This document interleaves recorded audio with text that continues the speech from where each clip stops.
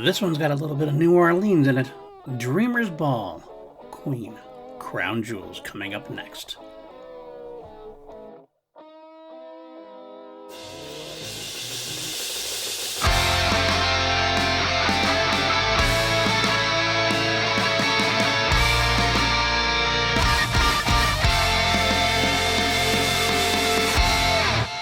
What's up, everybody? Welcome back to PLD Project's Crown Jewels. I'm your host, PLD. This week's song, Dreamer's Ball. We're continuing our journey. We are in midway through the jazz album, maybe not even midway through, but part of the way through the jazz album as we go through every song in the Queen catalog, including the solo catalogs, and we try to figure out which version of the songs is the best version or the Crown Jewel version. It's been kind of easy the past 2 weeks. We've only had just the one version of the songs to listen to. That stops here. We do have a couple of versions to listen to as we try to sift through and see which one is our favorite. So we can put it into our ultimates playlist. As always, I'll try to give you a little bit of history, a little bit of notes and quotes if I have some. Then we'll listen to it, talk about it, and see if it slides into my top 10 Queen-related tracks of all time. It's a highly contested list at this point, let me tell you. Let's do with this one first. Of course, like I said, Dreamer's Ball, written by the great Brian May, features Freddie on lead and backing vocals, Freddie Mercury, of course, Brian on acoustic and electric guitars, as well as backing vocals, John Deacon on the bass guitar, and Roger Taylor on drums, not backing vocals this time. So, a wonderfully jazzy New Orleans kind of jazz number. Got hints of the old Night in the Opera, I feel. Stuff with some great, Red Special jazz instrumentations. Got to get that big band sound here and there. Not quite as in depth or overt as that one, but definitely a break in the album. Do something a little bit different. It was played live through 1979 during the acoustic section and then dropped. Maybe because Roger particularly wasn't a fan of the song. In fact, the one quote I have that seems assistant was from Crystal Taylor, who was Roger's assistant, who told who I'm not sure where the interview came from, but he told the interviewer he hated it on the disc and hated it live. So there, I actually have a tape of Roger and Brian trying to record this in the studio, and shall we say, tempers flared. I wish I could hear that. That would be fun to listen to, right? We have a couple versions, like I said. We have the album version from Jazz. We have an early acoustic take which was released on the 2011 Island Deluxe edition of Jazz. And we have two live versions that have been officially released. The Live Killers version, which I've talked about many times, at least the Live Killers album I've talked about many times, the first Queen live album that was officially released. And then Live in Paris 1979, same era. So we'll combine that into one listen. That was released as a streaming thing from the Absolute Greatest, which is basically the best, the greatest hits of the greatest hits. So like all of the absolute greatest hits from the part one and part two and put them all like 20 tracks into one. Had some bonus stuff, and this was one of the bonus tracks they released was Live in Paris in 1979. So let's get right into it. How do we do this? You look in the show notes, you'll find a link to a Google Doc which will contain links to all of the versions we're going to listen to. So every time I get to the point, I will tell you to pause me, go to that sheet, and click on the link of what we're going to talk about, listen to it. You come back and we'll talk about it.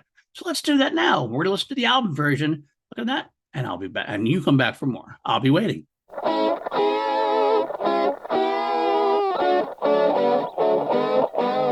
There you have it. The jazz album version. Love that beginning. The Brian electric guitar orchestra, so to speak, as we get into the big band version of the song. As a nice beginning. And then it breaks into this nice acoustic sounding, laid back sounding kind of track. This is definitely one of those front of stage stool and guitar numbers. I feel like for a listener, it's a great, go on the porch, a nice spring night or maybe summer evening. And, you just kind of lay back with a guitar in the hand, cocktail there. Very nice and go. Freddie's vocal is very laid back. It's almost rubato, almost like doesn't feel like it needs to go with the tempo.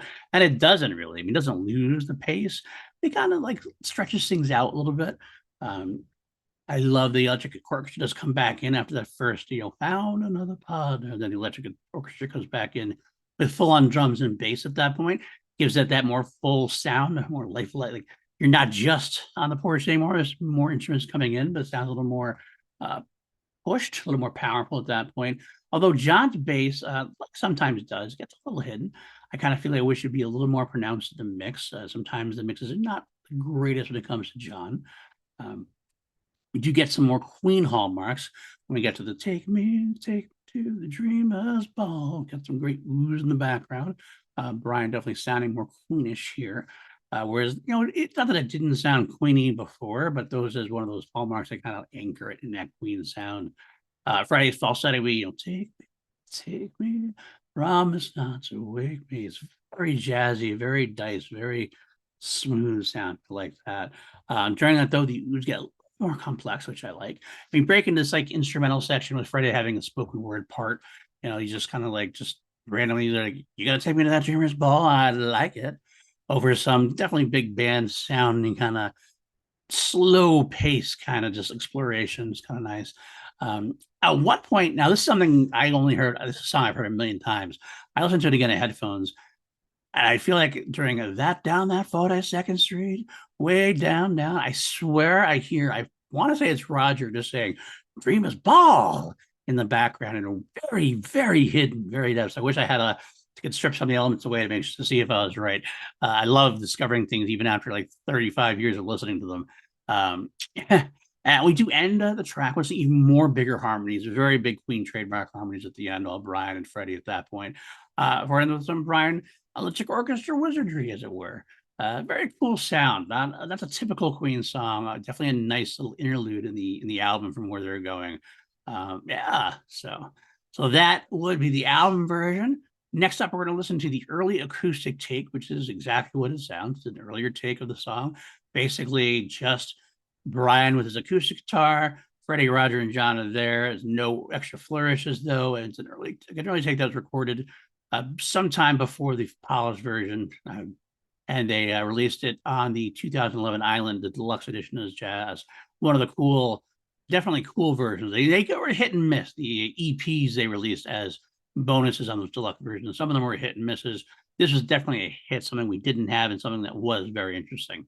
So go back to the doc, look on that early acoustic take, and then we'll talk about it. I used to be your baby, used to be your pride and joy. There you go. Like I said, it's very, very different. It's a count off. There's none of that electric guitar opening, no electric at all. It's the acoustic take after all. Freddie's vocal is even more laid back, but I kind of feel like he's kind of just starting to explore what the song is, but it actually kind of really works for the song to even have that laid back of a song. Not quite as or vocal take, I should say. It's not quite as like polished, obviously at this point. He's the exploration leaves him to be a little bit tentative at times. But it's nice. It's definitely nice. I kind of like Roger's brushes. I feel like they're far more pronounced here. It's very simple, no overlays, no backing vocals. The solo bit, which is more interesting by far in the finished version, is just the band basically plodding through the section with a few Freddie oohs in the mix, which is fine. I do get some Freddie improv at the end where he's playing around with some vocalizations, some instruments, like he vocalizes some instruments very briefly. It's a very interesting version to listen to. It's kind of hard to say that it's like going to be better than the polished, finished version, but I almost feel like if I had to pick right now, I think the better version of a song might be between the acoustic take and the finished version, maybe stripping back a few of the elements from the finished polished version might have fit the song better. I'm not even sure necessarily what that would be. Some of Brian's acoustic or electric wizardry stuff might have maybe over complexized, if that's not even a word, but made too complex the final version. So I feel like the true best version of the song would maybe be somewhere in between these two. But alas, we only have one or the other at this point. Oh, wait, that's not true. We have live versions. Next up, we're going to listen to the live versions, Live Killers and Live in Paris 1979. Live Killers album I've talked about quite a few times. Basically, I'm not a huge fan of the mix because they took a lot of just like Frankenstein versions of songs, like 15 seconds from this concert, 15 seconds from that concert, and put it all together. If you go to queenlive.ca, run by Bob Wagner, he is a mastermind about the Queen Live era, the Freddie era of Queen Live. And he does a great Live Killers analysis where he listens to the songs and listens to the available bootlegs, unreleased recordings, whatever, and is able to determine what comes from what. I will say the best part about this Dreamer's Ball version is that it is all from one concert. There's no Frankensteining here, which is great. All 3 minutes and 42 seconds come from Lion in February 17th, 1979, which is nice. Live in Paris, 79. It's actually from just a few concerts later.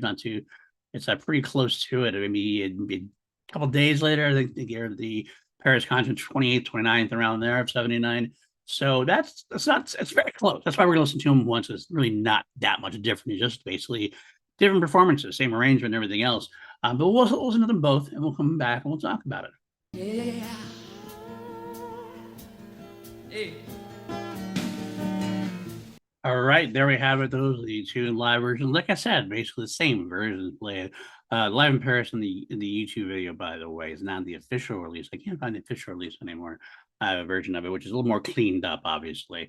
But besides that, basically the only difference is what performance you like better. What improvs you like better? Do you like Freddie being a little more nonsense? I mean, it's kind of silly stuff, really, to say I like this better because of a certain line of dialogue or ad lib that Freddie does. But that's kind of how it goes when it comes to these two closely performed songs. But overall, they both are great. It's definitely a relaxed Freddie atmosphere. He's trying to play along with the crowd a lot more. Roger gets playful sometimes in the live killer version. He adds one of his high back vocal yes before they begin, which is fun. Roger amps up the drums a little bit more in this live version, and John's bass is obviously a bit more prominent, not lifted down in the mix, which I think is a good thing. It's left in like a broken toy. It's really that part where the drums really come in and start hammering away a little bit. I think the band's having a fun time. Some bad vocals are added a little bit more limited, but they seem fun. In the middle there, we do get that again. Like I said, that was great mouth band bits. Roger and Brian basically using their voice to mimic big band sounds, like trumpets and whatever. They kind of fun, and the whole thing's very silly, very fun. It's a great acoustic section. I wish they actually did this song more. I feel like the crowd really has a good time with it too. So, basically, which one do you like more? I kind of prefer the Live Killers just a bit. I will say there are bootlegs I've heard which has Freddie being playful at the end, like the I'll be dreaming of my baby. It's like really low and guttural, but it's kind of fun. It doesn't do it in either of these, unfortunately, but they're out there if you want to find bootlegs of them. So yeah, that's where we are. So let's move on to the rating process, the ranking of it. We have to go through and figure out which of the 4 tracks is the crown jewel, and I would give it full ranking. I always go from bottom to top. So let's do that here. Number 4 out of 4. That's where we're going to slide the early Taken. Just as if you're gonna have it, it's just kind of simple. It's way too simple without the crowd having fun with it. I definitely prefer the more fuller version, and I definitely prefer the live versions with the crowd and having fun. So it's great that this came out in 2011. I hope we get more of these. It's definitely interesting to see the progression of the song and to see where it came from to where it's going. But at the end of the day, we're looking for the best of the best. This isn't the best. This is more of an interesting curio, as I would say. From there, that's when I put the album version because I just like the live versions better than this one. This feels like it's a live. It should be a live song, almost a live impromptu type song. You don't need all the bells and whistles that Brian puts on in the track to make it worth it. It's fun to listen to. Don't get me wrong. I think they're cool to listen to, but I prefer that kind of live atmosphere. Roger throwing backing vocals, Freddie ad-libbing all the way, the mouth band section, the crowd getting into it. Give me the live versions every time. And as I already said, I prefer the Live Killers, still have in Paris, 1979. So there you have it. The Live Killers version is the crown jewel of Dreamers Ball. There you have it. All right, let's go on to rate. So I'm on a scale of 1 to 11 because you always turn things up to 11 here on PLD Projects. I give this song a solid 7.5. It is simple, but the live version especially kicks it up. A lot of fun, a lot of great moments, and yeah, it's 7.5 seems like the right call for me. So there we go. That does mean it's not getting my top 10 Queen songs of all time. Every song at this point is 10.5 or higher. It's a very high bar to jump, and Dreamers Ball doesn't quite make it, unfortunately, but doesn't matter. It's still a very fun piece. I wouldn't skip it.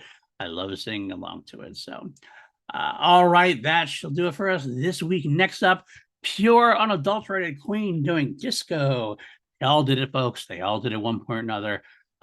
Queen did it a few times. The bands all did it a few times, really experimenting in those late 70s, early 80s time. This was a Roger track called Fun It, and we'll be back next week to go over that. If this is your first time here, like, subscribe, all that jazz. Look on the Patreon, patreon.com/PLD projects. Think back to doing some bonus content there. It really helps me keep the lights on with your support. I do love all the people in there now. Austin Cadell, Brandon Buckingham. I love you guys so much. It really keeps the light on. Jeff Alterman, we have a great crew. Absolutely. So if you can do it, great. If not, I totally get it. I totally understand at these times. But like it, subscribe, share other ways, do all the other stuff. 5-star rating on the audio side, because we do have our own audio podcast feed now just for Crown Jewels. Yeah, that'll do it. All right, guys, stay tuned until next week and we'll get into Fun It. This was the Dreamers Ball. I hope you enjoyed it as I did.